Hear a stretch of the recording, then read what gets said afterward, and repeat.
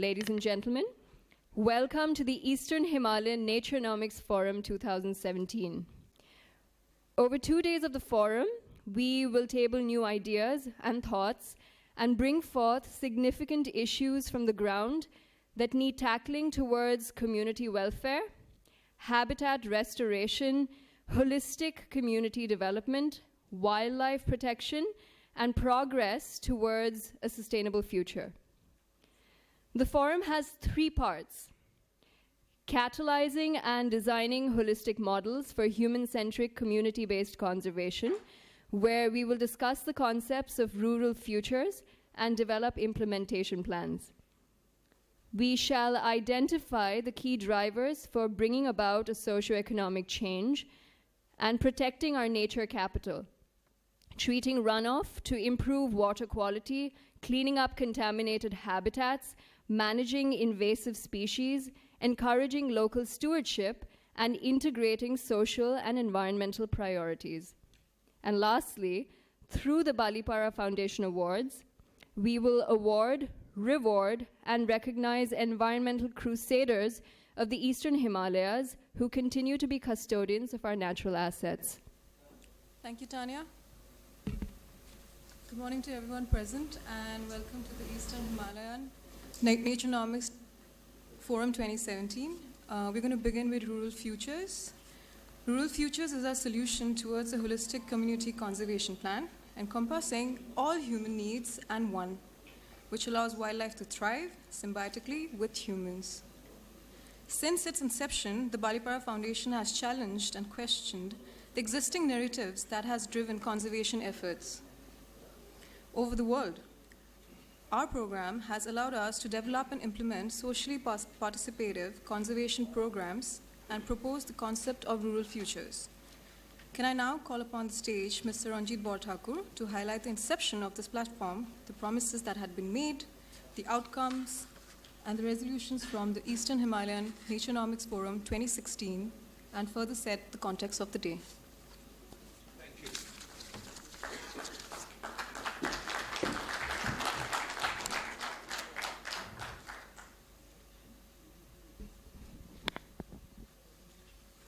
Morning, everybody. I'd like to really start by thanking everybody, but that takes so much time, and considering that we've been sort of already 15, 20 minutes late, I thought I'll just make up time by saying thank you to all of you. I welcome you to this forum, and even though my colleagues always help me in preparing what I should say and what I should do, I normally violate that because I reflect the previous night, and I reflect on my own doings and the contributions that we've done from last year. And on reflection, we suddenly find that actually have we achieved something or not? And I think it is the youth actually that showed me that we have achieved something, and that is really the theme of this conference, which is rural futures. We have commodity futures, we have financial foreign exchange futures, we have capital futures. We also have nowadays urban futures, where you don't have rural futures. And it's quite strange that a country which is very proud of its younger generations, which is very proud of what they call the millennia, which is very proud of the fact that we, as a country, actually have what is called the diversity and the width of diversity for managing change, equal, if not, to the kind of diversity that we have in nature itself. And we find very strangely that over 60 to 70% of the people, while they reside in what is classified rural areas and are dependent on most livelihoods which come in from there. Yet, I find that actually the focus there, while there are departments and there are thoughts, I don't know whether we have actually the strategic dimension. But India is only one part of the Eastern Himalayas, and our Eastern Himalayas actually do not have, unfortunately or fortunately, political boundaries. So when we embarked on this whole journey and we evolved the process of the Eastern Himalayas, we find that we actually started discovering that a borderless planet, meaning, as John Lennon said, meaning one heaven and one sky above us, is relevant but impractical. So therefore, you have to actually manage the politics of geography. So while the geography of Eastern Himalayas drives us, it covers, Eastern Himalayas can be very loosely used, and it keeps getting extended to the west. So there's Central Himalayas, and there is the Himalaya itself, which extends right up to the Hindu Kush. We find that there are three very, very important elements to what we are doing and what we are questioning. I think we are doing much less than questioning, and I find that the three important elements in terms of just geography is the entire Tibetan plateau, which is also called, heaven on earth. Then we have the entire riverine plains, and then we have the sea. So if you really look at it on a landscape and just want to, for convenience sake of geography, just put your hand around the map and you say that Nepal, Sikkim, Bhutan, Bangladesh, Myanmar, maybe Assam, the northeast, is that you find that it's quite a large bit for anybody to handle in one lifetime. And I talk about the lifetime of our foundation, which is today 10 years old, actually. And not only is it 10 years old, this is the 5th conference. And every time we do the conference, I wonder, are we actually going to call people to another conference and get bored at the conference? It's quite easy to get bored in a conference. It is I to get bored. So I try to say that how do we actually reimagine this concept of boredom? And how do we actually redefine the concept of boredom so that we can, at the end of it, not just take resolutions, which is a normally stated thing, but actually make it fun, exchange ideas, and implement it. It's not all bad, by the way. There are a lot of great things out there. And in these 10 years and 5 years of this foundation, we found that we've been able to reach out to the real do-gooders in the field. And as you'll see from the recognition ceremony that we have on tomorrow evening, you'll find there's so many people who do so much good. So it's not all lost. What are therefore the biggest challenges? The biggest challenges are population. And the human being has improved. And if you look at two sides, the economic side and the ecological side, you'll find there's a big challenge because unfortunately or fortunately, two sides have emerged. Whether we like it or not, as I go to these conferences, it is about development and economic development specifically versus ecology and ecological, either restoration or knowledge. These are the two. If I had to summarize, these were the two things that actually drive our own existence. So if you look at the economic side, I think they've done a fantastic job. They've given people good health. They've given people good education. They have the sustainable development goals, of which one part is environment. So the sustainable development goals is quite something. And if you really look at it, from 2.5 billion people in 1900, we are now to almost 7.5 billion people. That must be some kind of statistic which is really successful. It can't be unsuccessful. Two is in terms of communication, we've democratized in the SDG component and the economic component, we've democratized information and by the cell phone. So if you go to any village, in fact, in the Eastern Himalayas, by and large, there is connectivity, meaning it's 80-90%. That surely is success. When you democratize knowledge, is success. Let us now that's just a snapshot, and I can keep talking about the subject, but I'm again cognizant about time. If you look at the ecology side, what have we done? It's doom, it's gloom, we can't do it, politicians are bad, bureaucrats are bad, they're destroying the world. Meaning, surely that can't be a starting point for something so beautiful. With so many people here, the brain's trust, meaning why is the natural trust, why is the natural bank, why is natural capital, and why is natural assets completely on the back burner? Because I don't think our leadership is good enough. Either it is the youth that will take it forward, or it'll be somebody else. It cannot be the average age of gray hair that we have in this room, with no disrespect. We need all of them because many of them are my friends, so if nothing else, at least I get to have a drink and dinner with them. So at least that's one good reason to have this conference. But I think unless the ecological quadrant is very serious about making head, heart, and hand work with the young people, I think we'll have a different type of environment. I'm not saying that environment will be lost. I'm not saying it will go away. I'm not saying that it is terrible. I'm saying that's the way it is. Meaning, if you really look at it, I was reading a book from, I was reading an article from a book, and that article was synopsisized, which is one good way of today's instant, is synopsisized as by futurism. And that article talked about, when did living being start?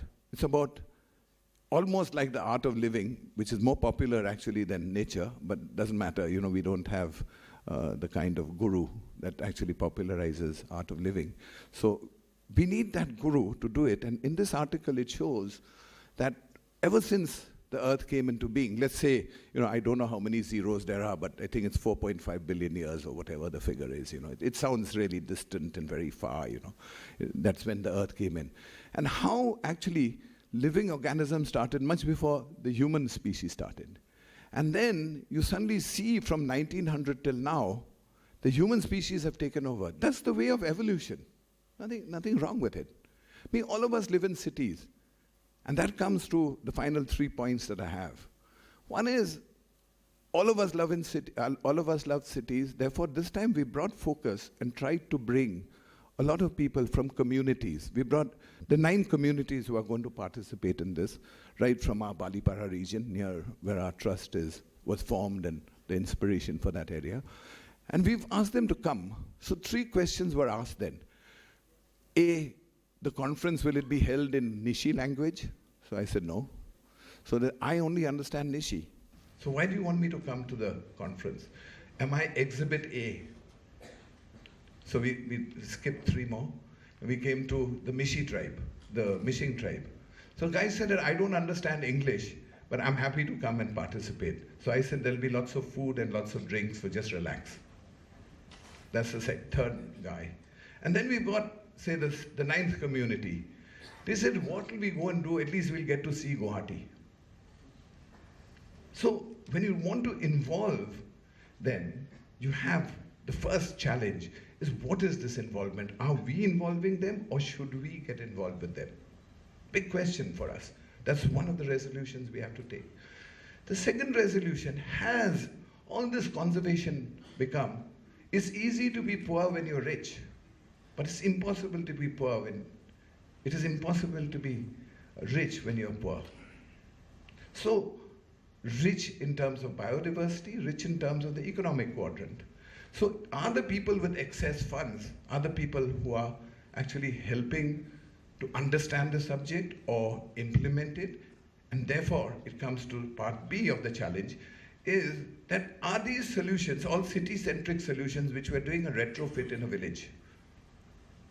Very serious matter. So we are the funders in the cities. We will write to X Foundation, Y Foundation, United Nations, and everybody that teaches in the best universities in the world. And actually, we are telling them what they should be doing. Is there something wrong in this? I'm not saying it is correct, but is there something wrong in it? It's a serious matter. Because are we really doing conservation? Or are we actually on a flight of fantasy? And a great journey, I'm not saying it's a bad journey, I love to be a plant collector. It's fantastic to be a plant collector because, you know, you'd get to see such beauty which you never have. So it's a good hobby of mine. I love it. But I'm saying, are we really doing good or bad? In fact, I don't know where my bag is gone. I have a small little bag of tricks. I don't know. Prabir, if just ask Rinku, there's a bag and there's a bottle there. I just want to show you something which I picked up 2 days ago. It's incredible what economics can do. So this is a bottle. I must read out to you what happened. I stayed in a hotel, right? And this bottle says, bath hangover. For any of you who drank too much last night, bath hangover. And it goes on to say, pink Himalayan bath salt. Pink Himalayan bath salt, okay? Dissolve a handful of crystals in warm bath water for a relaxing soak. For a relaxing soak. This is Himalayan bath water. So I dug a little deeper, over the past few weeks to find out where did this Himalayan bath water, this rock come from? And is there a new type of quarrying? For any of you interested in quarrying, meaning this is a new business. Because you can actually get Himalayan bath water, because in the old days in India, China, in the Asian region, we had, good massages. But now we've got spas, So spas do the same thing, but then, they charge you more. So if you go to a guy, I have a barber in Bombay, and he does me a head massage. It takes about half an hour. I also go to sleep during the process, but he charges me 30 rupees. One could say it's exploitation. The other is to say that I got a good massage at 30 rupees. If you go for the same massage in the spa, it costs probably 3,000 bucks. But that's okay. We can afford it. I'm just wondering, and then in this calculation, I calculated how many mountains will actually be destroyed. I asked that guy, how many rooms do you have? He said 220. I said, you put this in every room? Yes. I said, great. So how many get consumed? He said, actually, sir, I don't know how many get consumed, but out of 220, if you have a house full, 180 rooms take it away, like I did. I took it away. It's fun, to take this away. Himalayan bath water? Any of you got a drunken evening? This is, what's it called? Bath hangover. So in case you want this. And then we worked out that actually you needed 1 million tons if all the hotels in India, forget China, that's even bigger, 1 million tons of Himalayan rock. So think of the Eastern Himalayas now, which is really going to propagate this magic drug for hangover, for actually our future. To me, is this veering in the area of nature, or is this veering in the nature of economics? Or is this really the way the world is going to go because of technology, development, and hangovers? So I think we really have the second quadrant, which is challenging and asking what it is. And I don't think any model is wrong, and I don't think governments are to blame. Governments are us. Meaning who actually went to the government when the cell phone was launched? Did Apple actually have to convince any government to say that Apple is a convenience which we went? No. Governments will do as you tell them. We have this big notion that government is at fault, capitalists are at fault. You find that medicine, and you will get that medicine to save this beautiful earth. You don't have that medicine, boss, this is going to be a different earth. I'm not saying it's bad, huh? I'm not saying deserts are bad. I'm not saying if you don't have trees, it may be beautiful. Because you can just switch on summer. You can switch on winter. Cat Stephens, any of you from my generation know that. You just have to switch it on now. The button does it all for you. You just have to press reset. And you don't need trees anymore. You just press reset and you're in the world.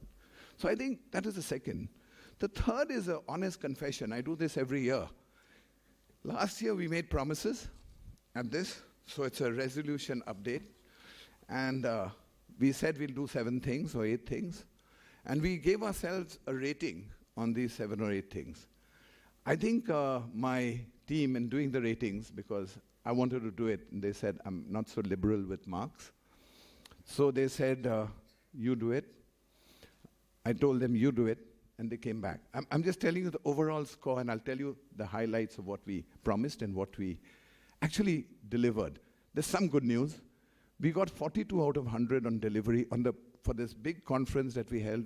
Lots of money, lots of time, and lots of energy that we spend on this conference. For all of you to understand that actually if you invest in this conference, you're not getting your bang for your buck because we're not delivering. That's the truth. Meaning if I were a businessman, I would rethink what I'm doing in supporting this conference. You see many names, by the way, and just to tell you a dimension of this conference costs us 1 crore and 50 lakhs, just roughly. If I add the people who are paying on their own, it goes up to roughly 2 crores. Sorry, 2 crores, 1.5 crores.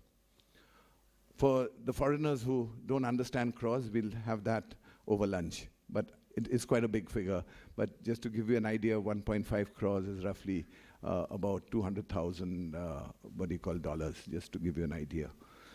And I just think that, so much time and effort is done. Is there something going wrong? It goes to my first point. I don't think we've been able to energize people enough to say that this conference is where A, we learn, and B, we can show our implementation, and D, we can actually use some of that implementation going back, which will help our kind of profession, which is the ecological bucket. So I think, it's harsh, 40 to 100, to tell you all that you all shouldn't come to this conference and waste your time is harsh, and it's true. I'm happy to receive emails to say how many of you won't come. You all are decent people, so probably you won't do it, but I'm quite happy to receive it if I can stand up here in front of you and say that we haven't performed, Let's take the first one. We said we'll document studies, we'll work with eco-champions and communities, we'll develop impacts and systems and metrics to understand this, and build platforms of partnerships. If I went through all of these, the last one, we've failed in building partnerships, failed. We've got MOUs with 5 people. What's the output of the MOU? When I asked my colleagues, they said, no, we've just signed the MOU, that's 3 months ago. So I said, 1 year, 9 months, takes to sign an MOU. So 3 months, what have you done? Oh, we're going to put it in our next year's plan. So I'm just giving you last year's. Hopefully I can stand up next year and say our partnerships worked well. Some of the partnerships are like the one, this hotel. I think that's a successful partnership. They've given us 3 days. They're going to give us vegetarian food, which is less carbon footprint. But the menu sounds more like a non-vegetarian menu because it's so long and so interesting. I hope you all enjoy the lunch and dinner. So thanks to Taj. But I think also the Tata Group have been sort of singularly forthcoming in my pushing them to help. I will say pushing because I think I require many phone calls to get any support, but there are many others who I will thank at a later time. Working with eco-champions and communities, we get actually 8 on 10. It's quite funny. We changed the model from actually meaning teaching them what to do, but learning what to do. And our publication on what I would call ethnobotany studies, actually, people like it. Because all we did is we went to them and recorded the plants that are used for food, plants that are used for economics, and plants that are used for medicines, and said, how does it impact you? So we learned from them. So who's the university? Is it the community, or are we the university teaching them? So big change, big success in this. So therefore, I think it's just giving us some ideas to actually move in that direction rather than anything else. In terms of our own work on the field, one of the projects that we have in Bodoland called the Udalguri Landscape Mission, my colleagues are here, they'll talk about it much more, led us to believe this community-centric approach, which everybody talks about now. By the way, just as sustainability is also fashionable, I think there are 2-3 fashionable words that have turned up in the last 1 year, which is quite successful. One is community-based, social delivery, social inclusion. These are the new words that I've picked up or started using, which is not bad. So I think everybody uses the same words. I don't know what the impacts are, but this ethnobotany study shows us that we are losing what we have. We are losing good food, we are losing good medicine, and we are losing good economics. So somewhere down the line, should we be not working on that? So that one, we got overall 7 on 10. That's quite good. This is the first time I'm seeing this, by the way. This was given to me half an hour before, not because they wanted to delay it, it's just because we are inefficient. And that's another reason about NGOs. Are we really efficient in delivery? I mean, if they do this to me, who's going to come on stage 10 minutes before, there must be something wrong with this NGO, which we think is quite good, by the way. The use of technology for empowerment and environment. Sensitize communities to use technology as a conservation tool, laws of deployment for conservation technology. I think really we launched what is called the Asian Elephant Secretariat. And for any of you who are on your mobiles just now, just log in Elephant Country. It may take a diversion from me because you can multitask by seeing what's there and also listening to me. And you'll find that our participation has been good, but our participation has been in terms of actual use, disastrous. So we get 3 on that. So that's how far all these communities that we are associated with, and all the partners that we have in the NGO world. When I ask the best, and I don't want to take names, but the best international people, then what is your what do you call, ecosystem of meaning knowledge? How can you share with me? Sharing is different. Caring is a lot more.